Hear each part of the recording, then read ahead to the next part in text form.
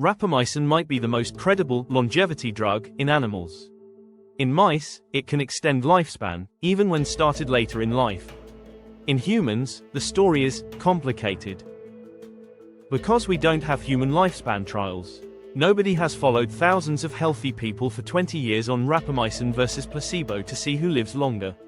What we do have are human studies on immune aging, healthspan-style outcomes, and a few intriguing tissue-level signals. So today is not hype and it's not a takedown. It's a reality check: what human trials suggest, what they don't, and who should avoid this drug entirely. If you're biohacker curious or skeptic certified, you'll both get what you came for. Here are the basics of rapamycin, also called sirolimus. It targets mTOR, a master growth and repair pathway. When mTOR signaling is high, cells lean into growth, protein synthesis, and storage. When mTOR-C1 is lower, cells tend to tilt more toward maintenance programs like autophagy and stress resistance. That's why rapamycin is interesting for longevity. The animal data is strong enough to be annoying. It keeps working across labs and mouse strains. But translating mouse lifespan to human lifespan is not automatic, and rapamycin is also a real prescription immunosuppressant used in transplant medicine. That matters because the official safety language is written for higher dose, chronic, high-stakes medical use. Longevity enthusiasts tend to talk about lower, intermittent dosing to reduce downsides, but the interaction and monitoring reality doesn't disappear. The dose is the whole story, and humans have less room for error than mice. Let's start with the strongest human signal we have: immune aging. If you want to test aging biology in months instead of decades, immune function is one of the best candidates. Older adults often respond less robustly to vaccines and infections, and that decline is measurable. In a well-known trial, low-dose everolimus, a Rapalog, improved influenza vaccine responses in older adults by about 20% and shifted some T-cell aging markers. That's not proof of longer life, but it is a measurable change in an age-sensitive system. It's also why mTOR inhibition shows up in serious geroscience conversations, not just podcasts. Then a phase 2A trial used a TORC1 targeting strategy for 6 weeks in older adults and found improved vaccine responses, upregulation of antiviral gene expression, and fewer reported infections over the following year. That's an intriguing pattern: short intervention, longer tail of immune-related outcomes.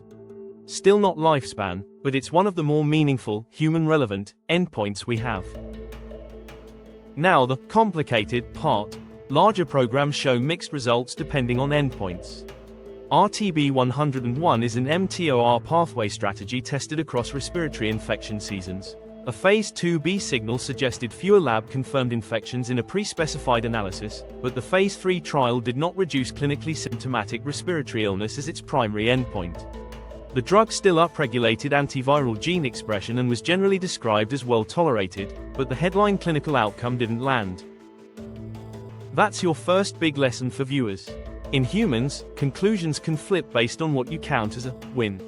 Lab-confirmed infection is not the same as "I felt sick," and participant risk profiles matter.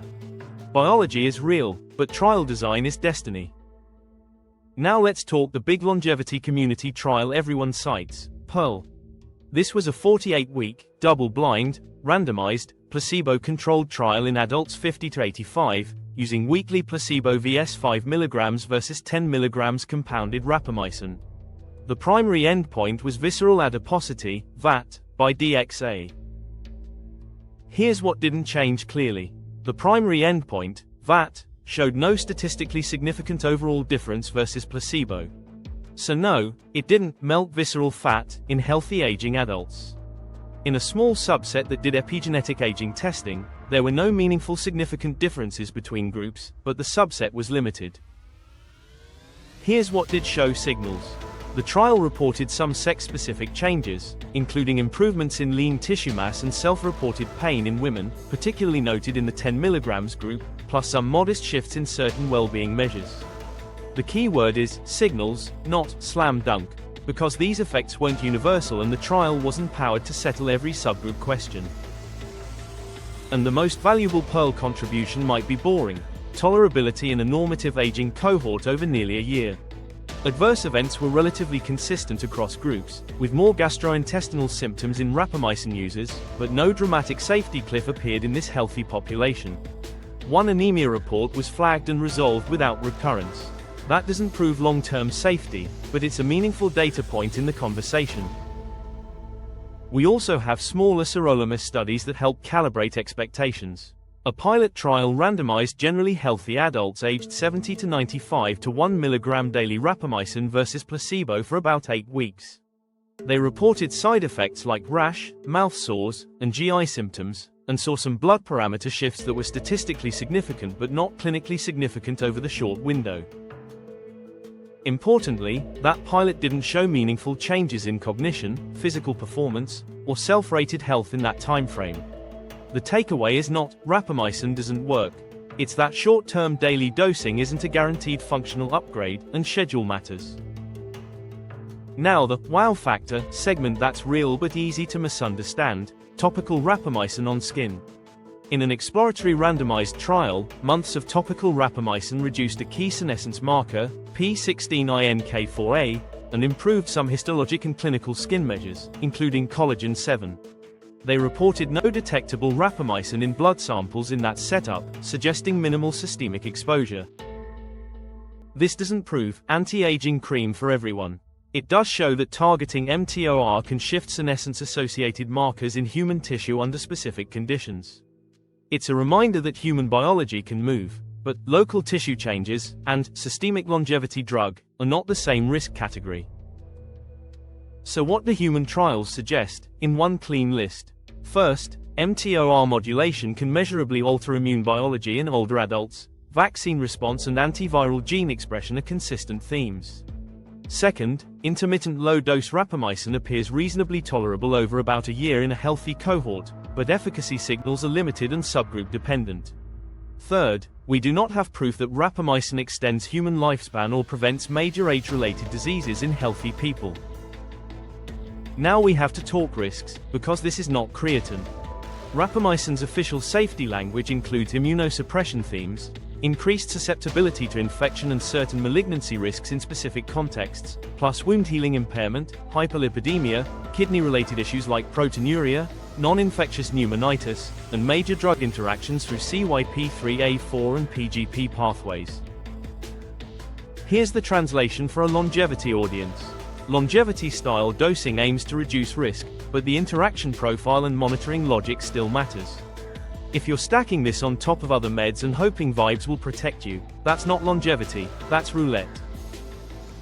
So who should avoid rapamycin, at least without specialist oversight? People who are immunocompromised or have active or recurrent infections. People with major upcoming surgery, chronic wounds, or poor wound healing. People with a history of interstitial lung disease or non-infectious pneumonitis, or unexplained chronic lung symptoms. People with uncontrolled lipids or metabolic instability who aren't being monitored.